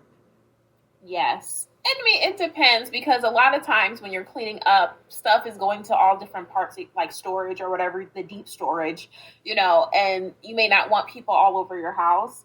So it really just depends. Okay. All right. Or sometimes, especially if you're hosting people at your house that you're not super familiar with, you may not want them peeking in the cabinets and that type of stuff, I think it's just a comfort level thing, whatever you're comfortable with. Okay. All right. Carly said yes. Okay. The unsolicited dish. Do you... What do you do with that dish? Somebody comes to your event and they say, I brought a dish. And you... I guess it was not solicited. Yeah, like y'all didn't talk about it. You bring boom, boom, boom. What do you do with that dish? I would thank them for it, and I would put it out still. You would put it out? I would shut my mouth, and then I would probably, I don't even know what I would do. I think it's one of those things where you... proper etiquette is to not say anything, even in response to their not doing the right thing. Put it in the oven. Oh, there we go. Okay, somebody with me. Somebody with me. Look, put it in the back. All right, James, right at the Facebook. That's a good solution. Yeah, because I'm just like, put it in the oven, girl. By the time they go up there and look for their stuff, you be like, I forgot to put it out. Yeah. Now, when you have, I'm glad. Shout out to you, James Reddick. When you have a caterer, he's a caterer. When you have a catered event and somebody brings that dish. That's crazy. But to me, because I feel like that's more than just maybe my first thought is a misunderstanding, a miscommunication. Second thought, good intentions. Okay. And then the third thought is there's some malicious TV. You be like, is everybody gonna get sick? But see, my thing is when food is catered, and somebody wants to bring a dish, I would be like, thank you, but no thank you. Because if someone gets sick, they can go right to the caterer. Right. Versus, what's in yours? Do people have allergies? Oops, they didn't know. They didn't see that. It was made with peanut oil. And you be like, well, I didn't see no nuts, so I ate it. You know what I mean? It can just get, everybody's so happy right now, and people can't die. I mean, I ain't gonna, minimize it. But I think if you have a caterer, just let the caterer do the catering. And if anything go wrong, you give them his or her card. Okay. Follow up. I'm done. I'm out. But throw it in the oven or put it in the back, like he said, put it in the back and be like, oh, I forgot. Oh, here, take it back. So I was thinking like you're cooking, preparing the food, or maybe you have select people cooking. But in the event of a catered, I would absolutely give it back. Yeah, I did both scenarios. That's why. Yeah. Oh, okay. Yeah. If it was a paid catering service, I would give it back to them because of those liability issues and not wanting to compromise your caterer. Okay. How about that person that brings the worst dish? It's nasty. Their whole family likes it, but everybody else says it's nasty and won't tell the person that it's nasty. And they bring their famous dish. It's just gonna be in the back again. It's gonna be in the oven. I mean, I'll put it out, but it's just gonna be in the trash. We know where it's gonna end up. So, how do you discreetly put it in the trash? Is that the walkover with the napkin? Because after the food's over, after the serving of the food's over and it's time to clean up, that's gonna be one of those dishes like, oh, there's not enough space in the refrigerator. You know what though? People be sitting there making dishes and they go up and they walk to look to see and be like, dang, mine's still full. Right. We had that. Wait, you remember at work we had that potluck and they was like, I made you a plate. It was like macaroni with like meat and corn. Yes. I was like, that tray was full. The tray was full still. And look at that, like, who made this? Who brought the turtle soup? Right. In the crock pot. What is that? You lost me as soon as you shouldn't have put turtle soup. Should have just, but I'm glad for the warning. Right. Okay. Yeah. No, I appreciate a warning. Warn me, please. I want to, because I'm an adventurous eater. I'll try stuff. Wait. What all was in the macaroni? It was macaroni and cheese, and it had like ground beef. It was corn and like red peppers and something else. What was that, like hamburger helper type? Exactly. It was like a big tray of hamburger helper, but it looked like the macaroni was like soggy, like it got overcooked. You know what I'm saying? Oh, floating macaroni, no cheese. It didn't look right. I know one thing. They was like, "Oh, I made you a plate." Don't. I was like, "Okay." Now how I get out of this? Don't eat it. Just don't eat it. No, because you know where my office was at. You know where my office was.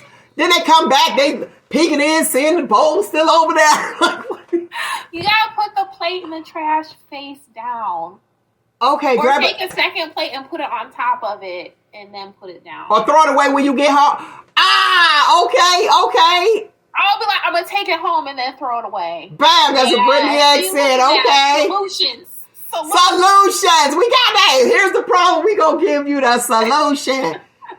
Okay. That's a good thing. Uncle Steve Harvey said I can't remember what I was watching. I watch a lot and get a lot of content.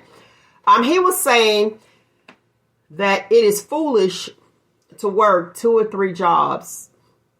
Like, okay, I'm going to surmise it real quick. So what's the dollar amount? You want to see what the dollar amount you're trying to make a year. Okay. Got that. Then after you do that dollar amount, you're like, okay, if I'm trying to make 100,000. Okay. So he was saying it's ridiculous to work 2 and 3 jobs, 3 and 4 jobs. Let me correct that. 3 and 4 jobs to make 100,000 when you can actually get yourself prepared to work 1 job to make that 100,000. That is foresight, and you need to have foresight and practice foresight in order to do that. So I completely agree with him.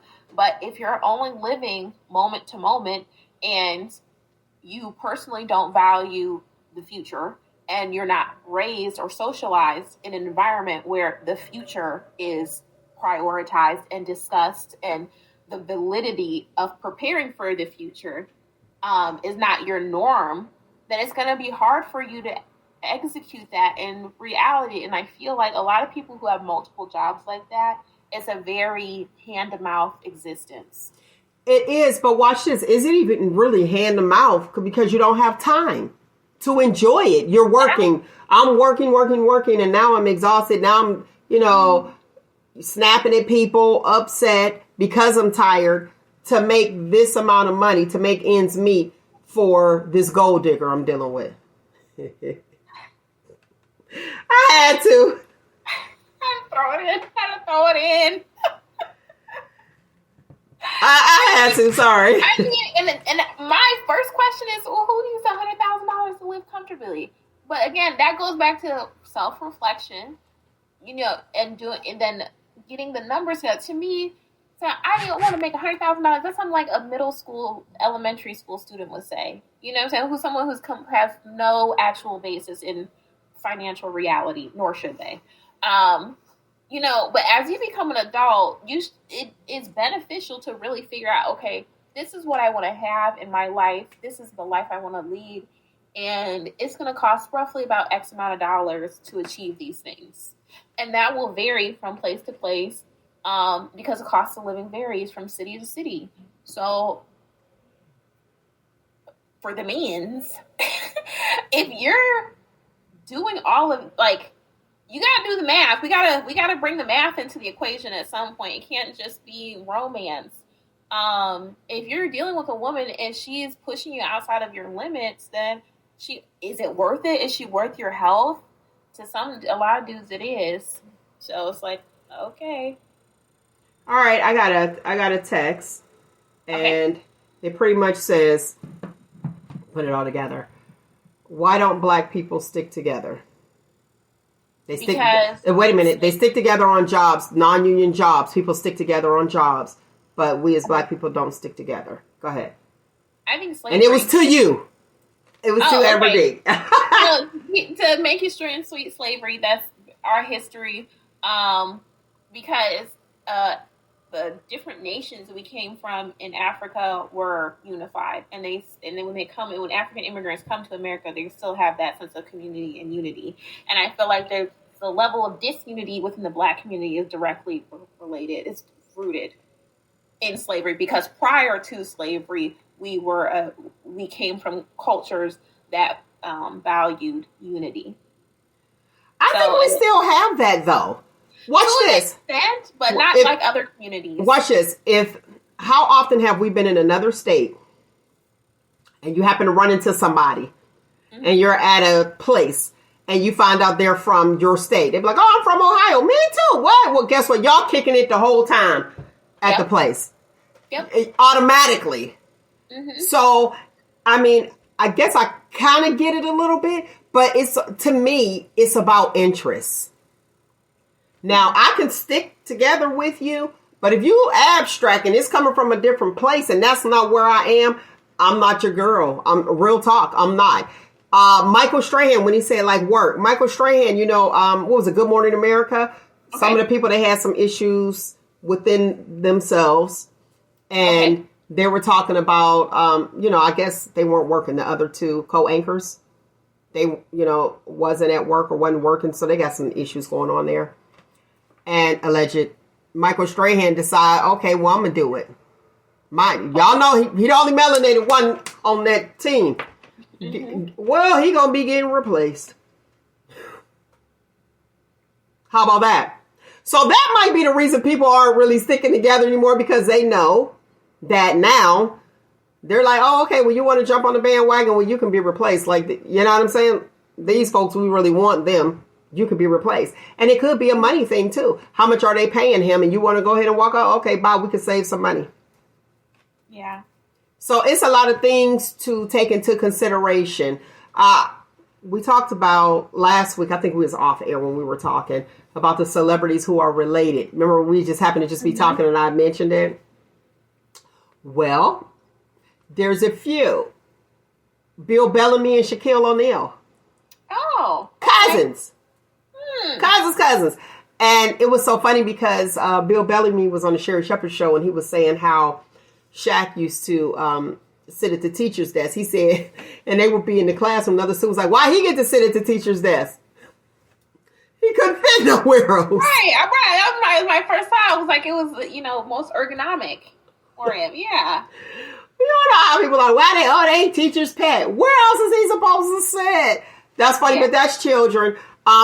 Rapper Nas, and the actress on Blackish, Yara Shahidi. Okay. Snoop Dogg and Brandy. Okay. And Sweetie and Gabrielle Union. Okay. How about that? Isn't that something? I thought that was like interesting. I was like, let me talk about that. The Nats. Did we talk about the Bugs? The Nats, the guy who was riding down the street in New York and had all the bugs on them. It's a video that went viral, and all these gnats got on them. Well, honey, they not gnats. I forgot what they call them. They call them something different, but they're not gnats, but they look like gnats. But I'm gonna tell you a home remedy for gnats while I'm at it. If you don't fruit flies, is that what they call them? Okay. Air quotes for the listening audience. All you have to do is get a little cup. If you're a drinker, I know you got a shot glass in the cupboard. Grab that, pour some rubbing alcohol in that glass, a little small glass, like a shot glass, and just set it out wherever your fruit or whatever it is, or if they're wherever they are in your house. You just set it out. They don't like to smell. They'll just migrate away. Yeah, you get a cute one though. You know, it don't have to be even a shot glass, like a little candle, something small like that. And boom, they're gone. Well, they're leaving New York. Now, I don't know where they're going, but that's what New York said. Don't worry about it. They'll be gone soon. I don't know where they're going. The wind's going to carry them away to somewhere else. We're going to have to go in the house. Right. Go back in the house and see what's going on. Shirley Strawberry and her fraudulent husband, air quotes for the listening audience, alleged. I'm saying alleged. Now, what do you do with that information? Who does the strawberry letter all the time, and they say that she married a fraud? I think because I believe Steve Harvey has come out and gave her a public ultimatum because he's been implicated into it. And he been implicated into it because he set him up, I believe, allegedly. Okay, yes, but Cynthia Bailey and what's the guy's name? It's still her responsibility to vet. Like, that's still on you. It is. And then on top of that, there people were saying, okay, Steve Harvey set him up. Okay, but when she came out with the letter, the affidavit to the judge to begging him to release him to her or whoever. That was her man. Maybe Steve Harvey wasn't that wrong because he knows both of them, and you see how she did that. So maybe Steve Harvey wasn't wrong for setting them up together because she out there begging the judge to release him. And you know what though? They said that he was like a scammer or whatever, allegedly. But the way that he dated her didn't seem, I mean, he probably was scamming somebody. So to me, I feel like she was the victim. If he's a scammer, or did this come into play after? Because, you know, people like to throw words out there and it don't be all that. He had a history. He was been incarcerated before they got together. He has allegedly, he has a very long history. And if she did any level of background checking on him, that's public information. And I feel no like second chances, Amber. No second chances, Amber D. No second chance. Probably just okay with it. No second chances. We had this conversation now. You all asked me. I said, no, thank you. No, okay. Thank you. So if you have been incarcerated, Amber D said, keep scrolling. There's a whole lot of fish in this sea. Okay, that's all I'm saying. But I feel like at this point, she is trying to salvage her own image. Because I feel like before the public knew what was going on, she was making her own decisions. And when she submitted that affidavit letter, that she saw all the charges he was facing, including the animals and the children's. So, Okay. That's all I got to say.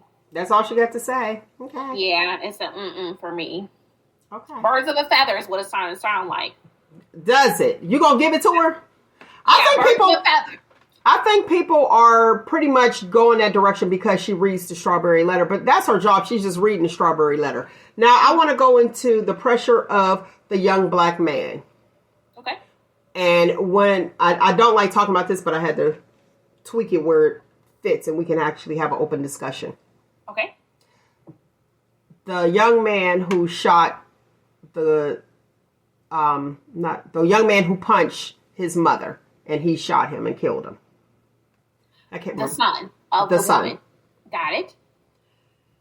Now, we know there was a whole bunch of different information. We had to get all of it first. Because first it was like she called the son to come in there. Boom, boom. And that wasn't the case. So, do you feel that that young man feels the pressure of heading the household and protecting the family? Yeah, I went big. I went big. Yeah, I think he does, and I feel like there's also, even if there was a father in the home, if the father wasn't there in that moment, he would feel the pressure to protect his mother. To protect, and I think the difference is if there was a father in the home. From what I understand, there is not a father in the home. I could be wrong about that. The difference is the boy would, in my personal opinion, have more confidence because he knows he has his father behind him. But I just wanted to open up. I wanted to open up the conversation of our young black men having the pressure of protecting the home at that young age. I definitely being think so. Responsible at that young age. But then I also feel like if you look at the outcomes of these men, they don't grow into men that are protectors a lot of times. So the flip side of that is like, no. You don't think so? Because you hear angry black man all the time. That's a common phrase. Yeah, you hear angry black man, but are these men that are coming from single mother households, are they growing up to lead their own households?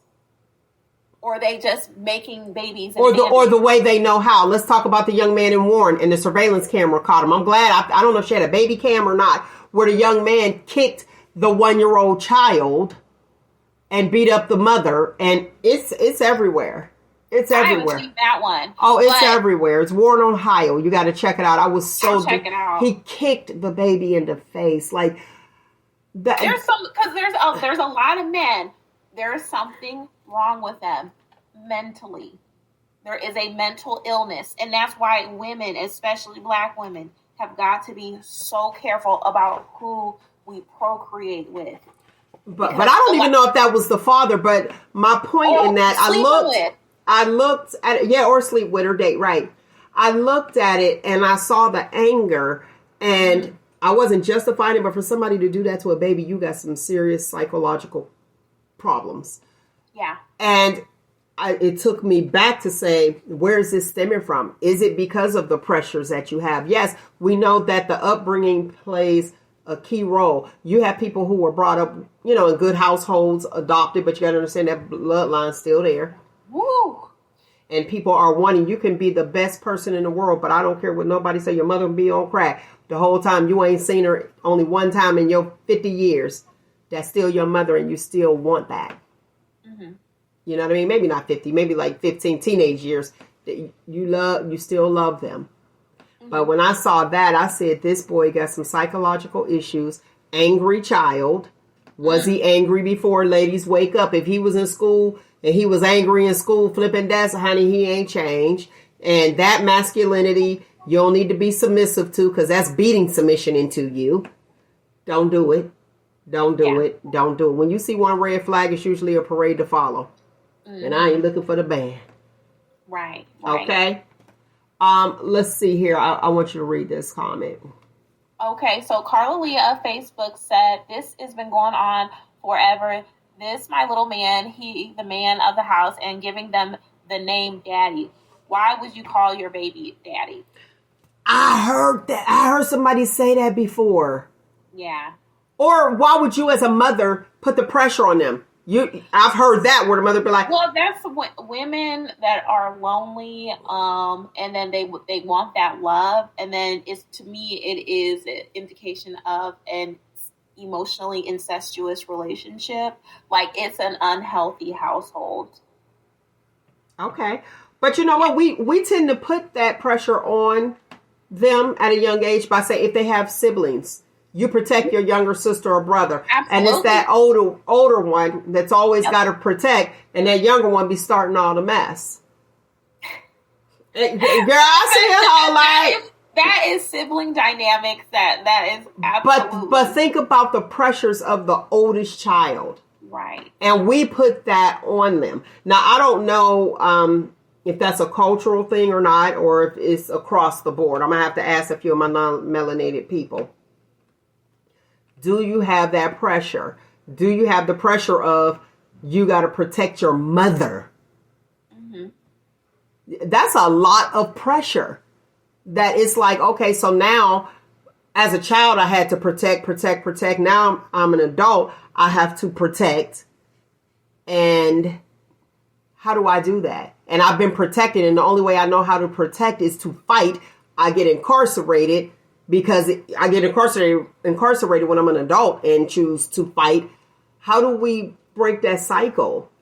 Well, I think violence is not the answer. But you see how it started though. As a child, protect your younger brother or sister, and as a child you fight, and then you keep that same energy.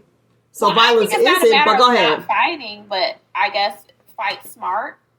Okay. Like smart about it. You got to put your brain to it. Apply your brain to the situation in whatever circumstance you're in.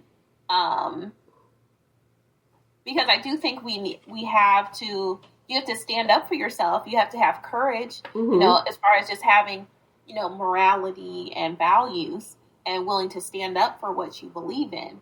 And that's not just, indiscriminately fighting everyone or being violent and I don't want to make this false equivalency between kicking a 1-year-old in the face and, breaking up a fight, saving a woman that's being assaulted that also is your mother. I feel like there's a huge difference between that. And I feel like it's important that we as a people acknowledge that you can use violence to stand up for the little guy or to be the hero in the situation or whatever. But that doesn't mean violence is the solution in every situation or that you should let your anger control you. Okay. And if you do feel that way or if you were raised in that environment, just like a lot of Black women, you can choose as an adult to say, I'm not going to repeat that cycle. I'm not going to operate in the environment in which I was raised. I'm going to choose differently for myself. Okay.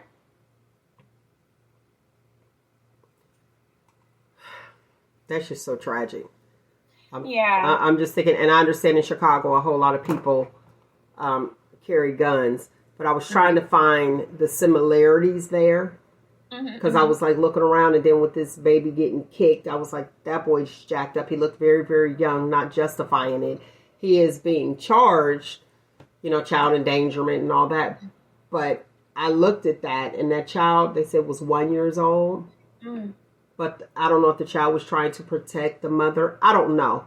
But at that moment, yeah, babies do. At that moment, I would have been done right then. And had that girl responded like that boy did to his mother and killed him, I'm really curious as what the outcome would have been. Right. I mean, if it was all recorded, it would have ended up the same outcome. There would have been no charge. It was self-defense. Obviously he was the aggressor. He went and kicked the baby. And so, she put some hot lead in him as a result. That's what happens. But there is another, it kind of went viral. And I think it was in Florida again.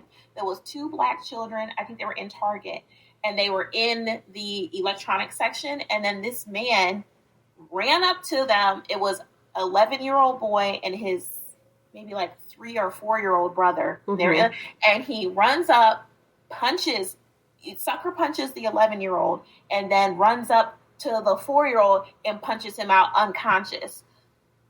11-year-old brother runs, picks up his 4-year-old brother, carries him off. And then, the guy was apprehended. He was like a racist or whatever. And that's why he did that allegedly.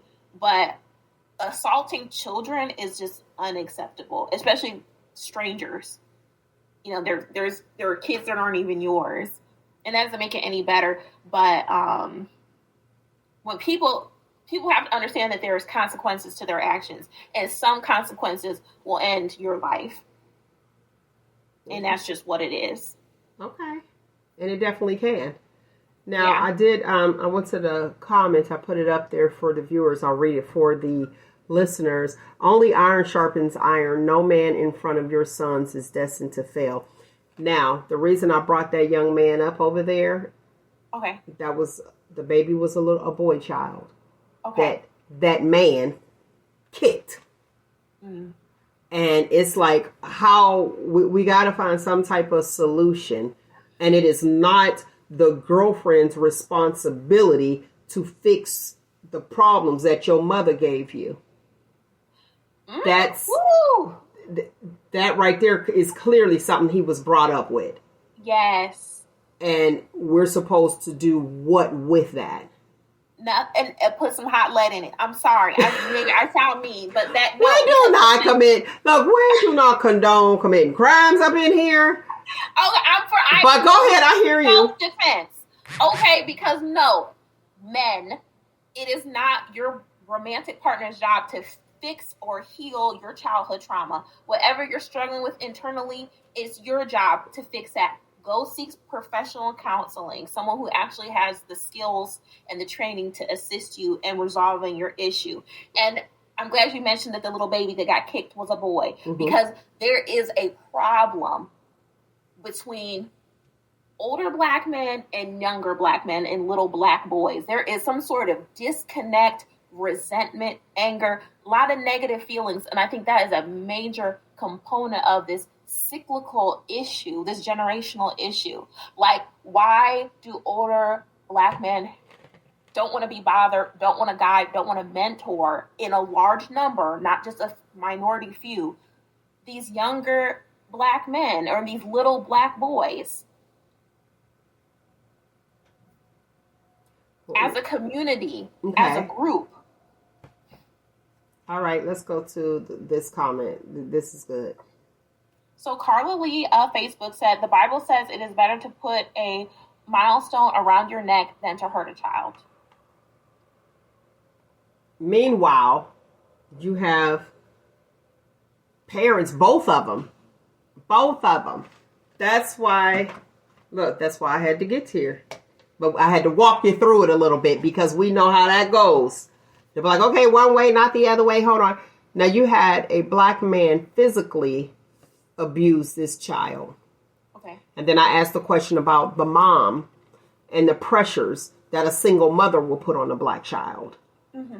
So I'm noticing that both role models for the child is harming them. Is harming them.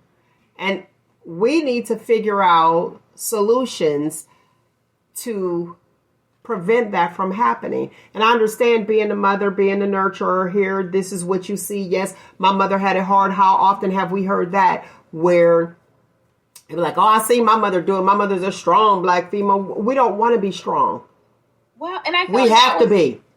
That's what I was talking about as far as, okay, is it really, are they taking that leadership responsibility?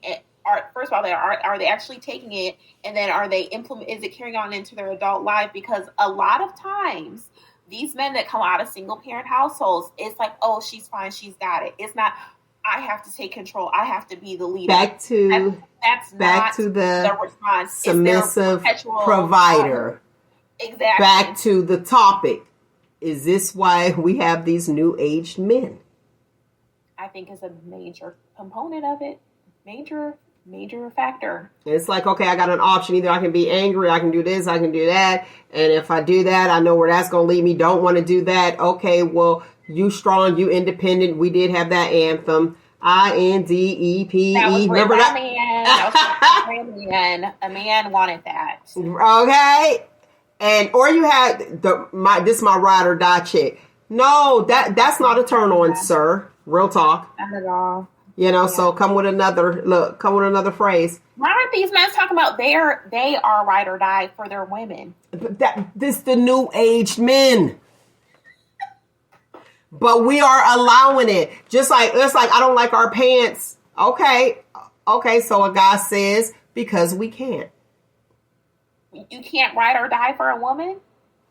Well, elaborate, but probably not, because then who gonna pay the bills if they did? I ain't trying to be funny, but I'm gonna need you to stick around. We gonna check your blood pressure, your blood sugar. We checking everything, okay? Like, no. I just feel like we gotta stop at everyone plays a role. Yes. In the household. it is very important to have a male in your household. I do, because there's things that females cannot teach a young man. Mm-hmm. And there's, things that an adult male can't teach a young woman. Mm-hmm. And it's not just about her body. They're like, oh, I don't know what to do. I think it's important. And at that point, when you have those roles, and if it's a toxic relationship, don't even worry about it. But when you have those roles, your child is able to choose wisely. Mm-hmm. To see, okay, well, I don't want to be that guy. Or right. how often have you heard, yeah, my dad wasn't crap, and he was in the household. Ooh. It's like, or my dad did everything. My mother was lazy, and both was in the household. Mm-hmm. And, when you become an adult, you get to see the dynamics and like, oh, I couldn't be her. Oh, sometimes you'll have both parents there and be like, oh, why did he stay with her that long? Or why did she stay with him? These are real questions and thoughts. And I feel like, to your point, that is why, to the biblical structure, the man and women are supposed to come together and create the foundation of marriage in union with each other. The man and woman are supposed to commit to each other first. And then you bring children so the children can witness this intentional union of two people willingly coming together, right? So I think a big part of being a good parent is just being a good partner and demonstrating a healthy romantic relationship for your children to model after. But you can't do that if you're out here having babies with somebody you barely know, somebody you don't want to commit to. You're not gonna model something healthy for your children because you're not even in something healthy. Okay. Now with Nate W Facebook said, nope, that's not even Facebook. That's the YouTube. What up, YouTube? Don't forget to hit that like button. Don't forget to hit that like button. The moms won't allow men to discipline their young man the way they need to. And you know what I'm going to say? I'm going to say this. Y'all better get that background check done. See how these folks was raised. Because there are some people out here be like, okay, well, I'll allow you to chastise our child, but I don't know if your childhood trauma is going to trickle down onto our child. You might beat him to death. I might think you did it too much. You know what I mean? Like, you're pretty harsh, where you might be with a partner who they got spoken to, and that was the discipline, and it wasn't just beat. Exactly. And I feel like, to Nathan W's point, is a part of that is being in union with your person, and that includes on the topic of discipline. It's not give me free reign and I'm going to do whatever I want to your child or our child or to the child. It's this is what I think the punishment should be, and y'all two are in agreement about said punishment. Now, maybe the father needs to go and execute it, but you'll circumnavigate all of that if y'all are both in agreement about the offense and what is appropriate disciplinary action. You got to be on board. All right. Well, I could just keep you here. I could just keep you right here. Let me see here. There we go. Okay. Hey, lovely people. Thank you for tuning in to Shop Talk with Mel. Don't forget to hit that like button on all of them. Look, if you're watching, hit the like button. If you're listening, hit the like button. If you're listening on your favorite podcast, I don't know what you guys have wherever you get your podcast, but click it, do something to keep it going and keep us in the algorithm. Today's footnote is perspective. And like I said, all perspective is not true. If it's true, you lucked out. Trust and believe that, because it is the way that you view things. And effort, to Monique's case. Effort, when we talk about the bonnets. Yes, it takes a lot of work to look good, to put yourself together. Tons of work. It's effort. Effort. Oh, yeah, I said I was going to get to that. The Mel's Medical Moments. Yeah. I'm going to get to that. The efforts.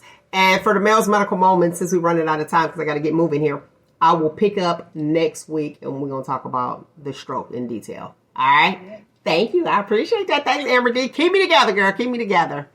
So, yes, effort. With effort, we always got to use some energy. So please don't be lazy. Take time for yourself. If you can't take time for yourself, how can you take time for someone else. Talking about you looking for love. Child, come on now. Get yourself together. Sometimes it's uncomfortable to be beautiful. It truly is. And beauty fades. We know all that. So look for something else. But put yourself together when you go out in public, because I'm telling you, every person that you come in contact with is an interview. And that might be your big break. You can quit them 2 and 3 jobs. You get one. Making the money that you want.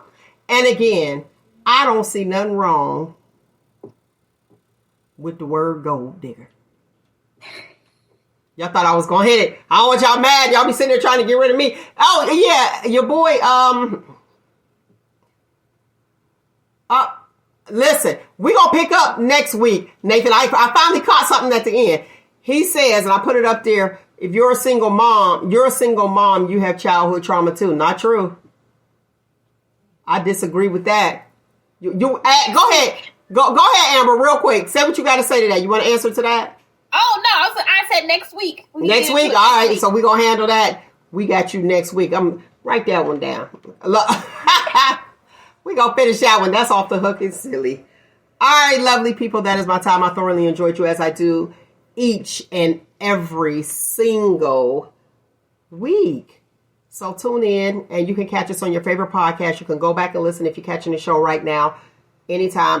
Google Podcasts, Apple Podcasts, Spotify, all of them. Shop Talk, one word, with Mel. Go to YouTube, hit the like buttons, lovely people, and subscribe if you like and want to hear more content from us here at Shop Talk. Find you, embrace you, most importantly, always love you. Until next week, people. 1, 2, 3. Shop Talk. Ah!